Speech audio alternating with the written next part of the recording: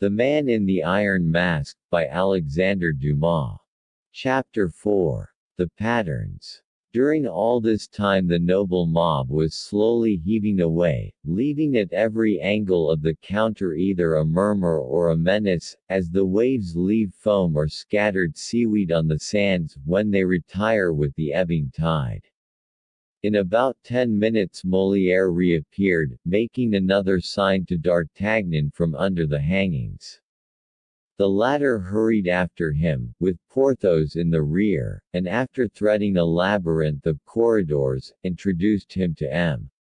Percerin's room. The old man, with his sleeves turned up, was gathering up in folds a piece of gold-flowered brocade, so as the better to exhibit its luster. Perceiving D'Artagnan, he put the silk aside, and came to meet him, by no means radiant with joy, and by no means courteous, but, take it altogether, in a tolerably civil manner. "The captain of the king's musketeers will excuse me, I am sure, for I am engaged." Yes, on the king's costumes, I know that, my dear Monsieur Percerin. You are making 3, they tell me. 5, my dear sir, 5. 3 or 5, 'tis all the same to me, my dear monsieur, and I know that you will make them most exquisitely.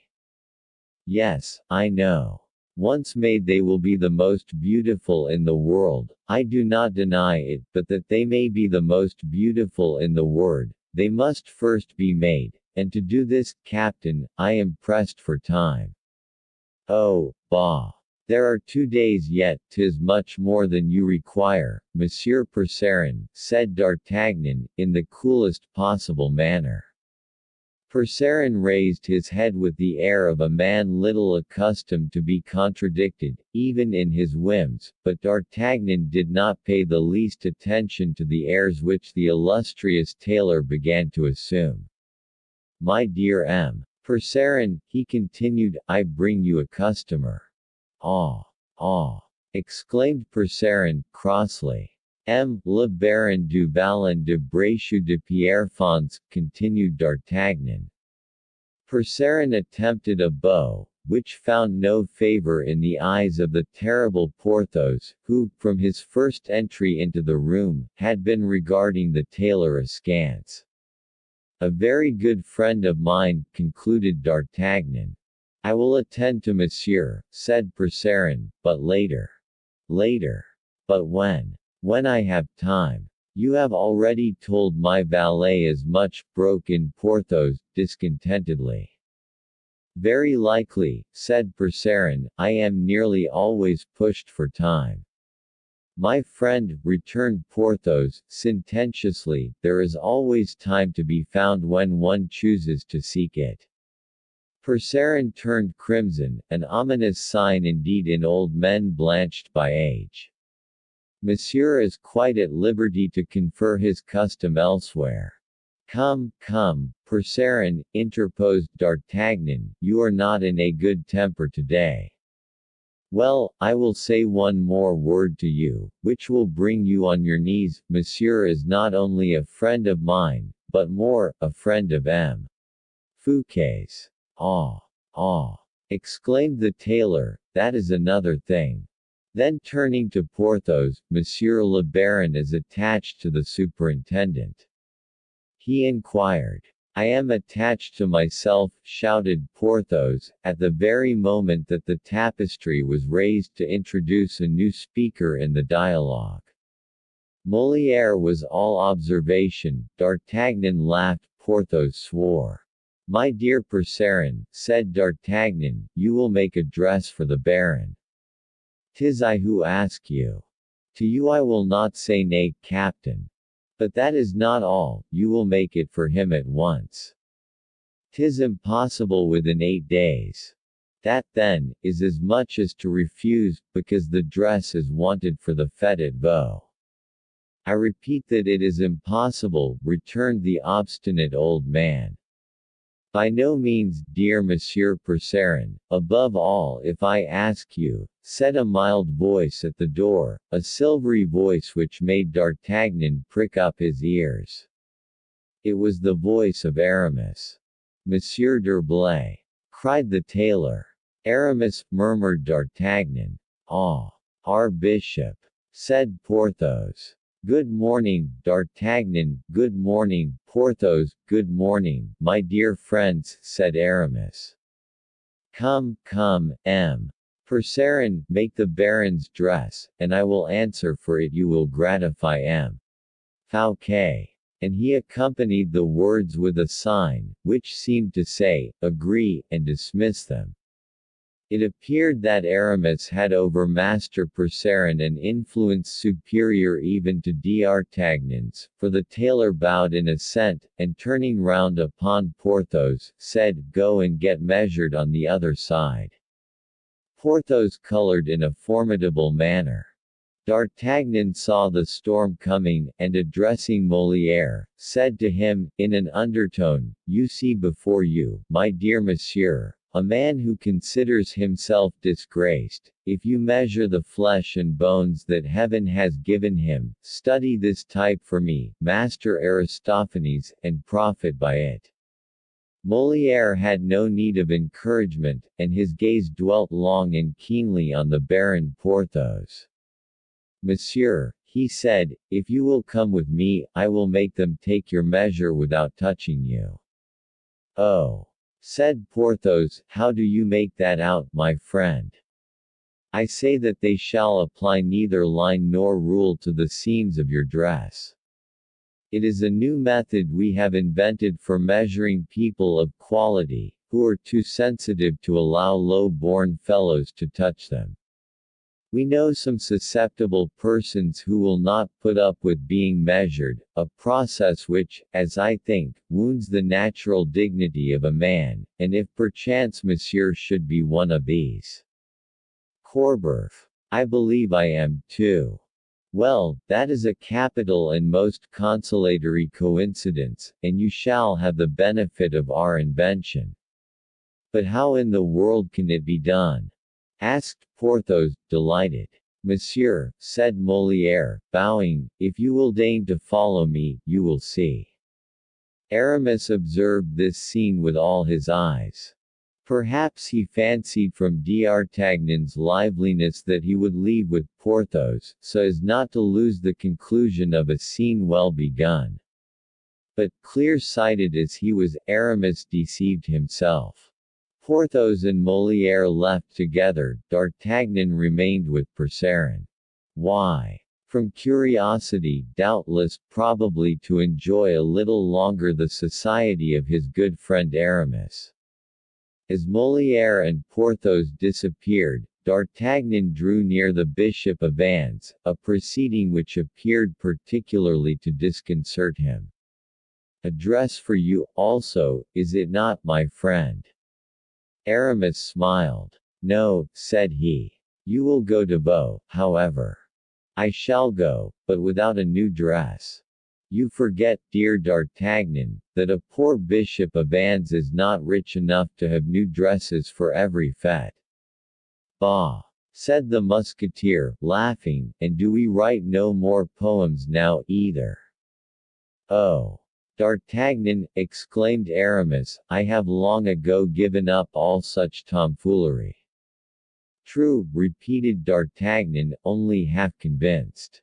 As for Percerin, he was once more absorbed in contemplation of the brocades. Don't you perceive, said Aramis, smiling, that we are greatly boring this good gentleman, my dear D'Artagnan? Ah! Ah! Murmured the musketeer, aside, that is, I am boring you, my friend. Then aloud, well, then, let us leave, I have no further business here, and if you are as disengaged as I, Aramis.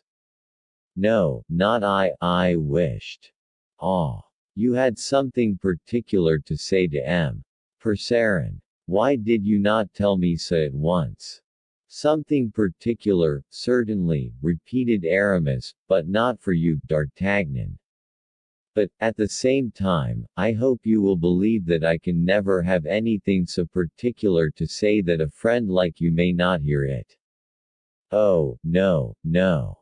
I am going, said D'Artagnan, imparting to his voice an evident tone of curiosity, for Aramis's annoyance, well dissembled as it was, had not a whit escaped him, and he knew that, in that impenetrable mind, everything, even the most apparently trivial, was designed to some end, an unknown one, but an end that, from the knowledge he had of his friend's character, the musketeer felt must be important. On his part, Aramis saw that D'Artagnan was not without suspicion, and pressed him. Stay, by all means, he said, this is what it is. Then turning towards the tailor, my dear Percerin, said he, I am even very happy that you are here, D'Artagnan. Oh, indeed, exclaimed the Gascon, for the third time, even less deceived this time than before. Percerin never moved. Aramis roused him violently, by snatching from his hands the stuff upon which he was engaged. My dear Percerin, said he, I have near hand, M. Lebrun, one of M. Fouquet's painters. Ah, very good, thought D'Artagnan, but why Lebrun? Aramis looked at D'Artagnan, who seemed to be occupied with an engraving of Mark Antony. And you wish that I should make him a dress, similar to those of the Epicureans? Answered Percerin. And while saying this, in an absent manner, the worthy tailor endeavored to recapture his piece of brocade. An Epicurean's dress? Asked D'Artagnan, in a tone of inquiry. I see, said Aramis, with a most engaging smile, it is written that our dear D'Artagnan shall know all our secrets this evening. Yes, friend, you have surely heard speak of M. Fouquet's Epicureans, have you not? Undoubtedly. Is it not a kind of poetical society, of which La Fontaine, Lauret, Polisson, and Molière are members, and which holds its sittings at Saint-Mandé? Exactly so. Well, we are going to put our poets in uniform, and enroll them in a regiment for the king. Oh, very well, I understand, a surprise M. Fouquet is getting up for the king. Be at ease, if that is the secret about M. Lebrun, I will not mention it. Always agreeable, my friend. No, Monsieur Lebrun has nothing to do with this part of it. The secret which concerns him is far more important than the other. Then, if it is so important as all that, I prefer not to know it, said D'Artagnan, making a show of departure. Come in, M. Lebrun, come in, said Aramis, opening a side door with his right hand, and holding back D'Artagnan with his left. Faith, I too, am quite in the dark, quoth Percerin. Aramis took an opportunity, as is said in theatrical matters. My dear M. de Percerin, Aramis continued, you are making 5 dresses for the king, are you not? 1 in brocade, 1 in hunting cloth, 1 in velvet, 1 in satin, and 1 in Florentine stuffs. Yes, but how do you know all that, Monseigneur? Said Percerin, astounded. It is all very simple, my dear monsieur. There will be a hunt, a banquet, concert, promenade and reception. These 5 kinds of dress are required by etiquette. You know everything, Monseigneur. And a thing or two in addition, muttered D'Artagnan. But, cried the tailor, in triumph, what you do not know, Monseigneur, Prince of the Church though you are, what nobody will know, what only the King, Mademoiselle de la Vallière, and myself do know, is the color of the materials and nature of the ornaments, and the cut, the ensemble, the finish of it all. Well, said Aramis, that is precisely what I have come to ask you, dear Percerin. Ah, bah! Exclaimed the tailor, terrified, though Aramis had pronounced these words in his softest and most honeyed tones. The request appeared, on reflection, so exaggerated, so ridiculous, so monstrous to M. Percerin that first he laughed to himself, then aloud, and finished with a shout. D'Artagnan followed his example, not because he found the matter so very funny, but in order not to allow Aramis to cool. At the outset, I appear to be hazarding an absurd question, do I not? Said Aramis. But D'Artagnan, who is incarnate wisdom itself, will tell you that I could not do otherwise than ask you this. Let us see, said the attentive musketeer, perceiving with his wonderful instinct that they had only been skirmishing till now, and that the hour of battle was approaching. Let us see, said Percerin, incredulously. Why, now, continued Aramis, does M. Fouquet give the king a fête, is it not to please him? Assuredly, said Percerin. D'Artagnan nodded assent. By delicate attentions. By some happy device. By a succession of surprises, like that of which we were talking, the enrollment of our Epicureans. Admirable. Well, then, this is the surprise we intend. M. Lebrun here is a man who draws most excellently. Yes, said Percerin, I have seen his pictures, and observed that his dresses were highly elaborated. That is why I at once agreed to make him a costume, whether to agree with those of the Epicureans, or an original one. My dear monsieur, we accept your offer, and shall presently avail ourselves of it, but just now, M. Lebrun is not in want of the dresses you will make for himself, but of those you are making for the king. Percerin made a bound backwards, which D'Artagnan, calmest and most appreciative of men, did not consider overdone, so many strange and startling aspects wore the proposal which Aramis had just hazarded. The king's dresses. Give the king's dresses to any mortal whatever. Oh! For once, Monseigneur, your grace is mad! Cried the poor tailor in extremity. Help me now, D'Artagnan, said Aramis, more and more calm and smiling. Help me now to persuade monsieur, for you understand, do you not? Not exactly, I declare. What? You do not understand that M. Fouquet wishes to afford the king the surprise of finding his portrait on his arrival at Vaux, and that the portrait, which be a striking resemblance, ought to be dressed exactly as the king will be on the day it is shown. Oh! Yes, yes, said the musketeer, nearly convinced, so plausible was this reasoning. Yes, my dear Aramis, you are right, it is a happy idea. I will wager it is one of your own, Aramis. Well, I don't know, replied the bishop, either mine or M.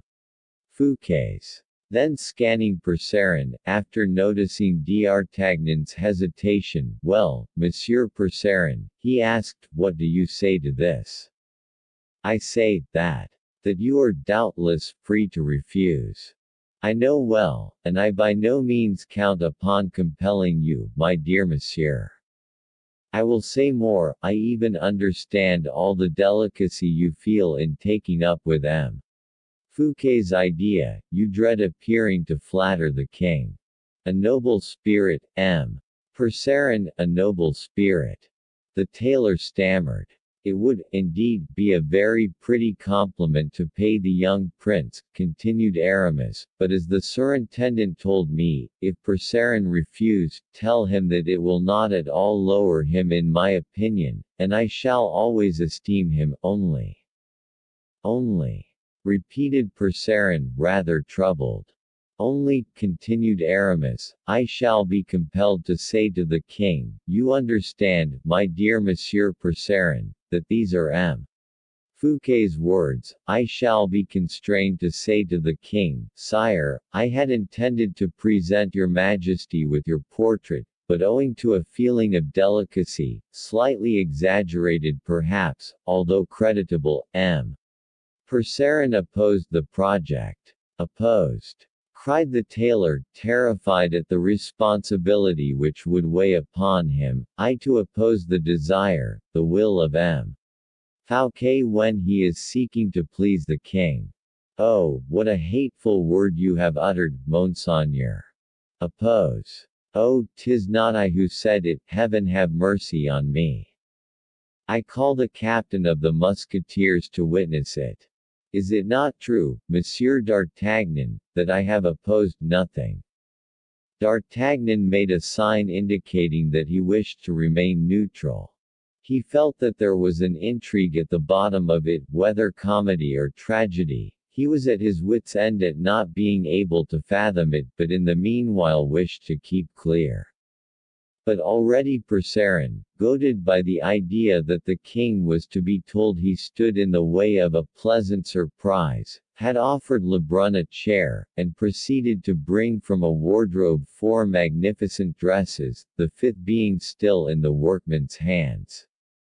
And these masterpieces he successively fitted upon 4 lay figures, which, imported into France in the time of Concini, had been given to Percerin too, by Marshal d'Honor, after the discomfiture of the Italian tailors ruined in their competition.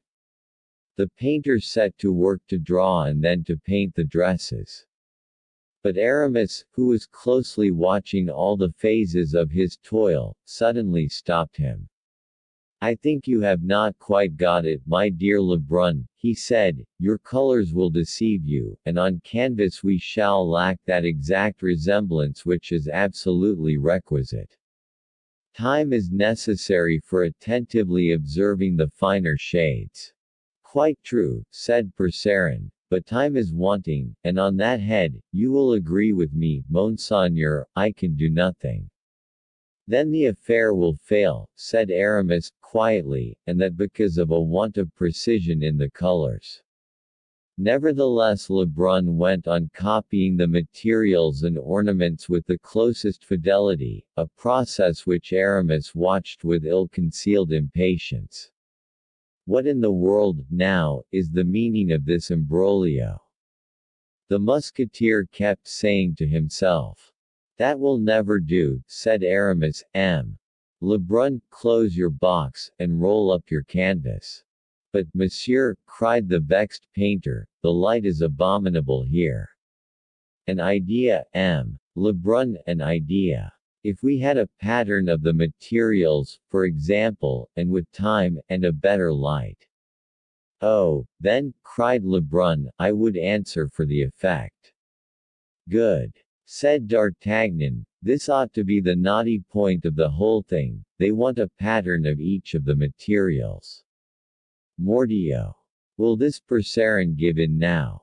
Percerin, beaten from his last retreat, and duped, moreover, by the feigned good nature of Aramis, cut out 5 patterns and handed them to the Bishop of Vannes. I like this better. That is your opinion, is it not? Said Aramis to D'Artagnan. My dear Aramis, said D'Artagnan, my opinion is that you are always the same. And, consequently, always your friend, said the bishop in a charming tone. Yes, yes, said D'Artagnan, aloud, then, in a low voice, if I am your dupe, double Jesuit that you are, I will not be your accomplice, and to prevent it, 'tis time I left this place. Adieu, Aramis, he added aloud, adieu, I am going to rejoin Porthos. Then wait for me, said Aramis, pocketing the patterns, for I have done, and shall be glad to say a parting word to our dear old friend. Lebrun packed up his paints and brushes, Percerin put back the dresses into the closet, Aramis put his hand on his pocket to assure himself the patterns were secure, and they all left the study. نشكركم على متابعتكم لنا في قناة أحمد وسارة. ادعمونا بالاشتراك في القناة وفعلوا زر الجرس وانتظروا المزيد يوميا.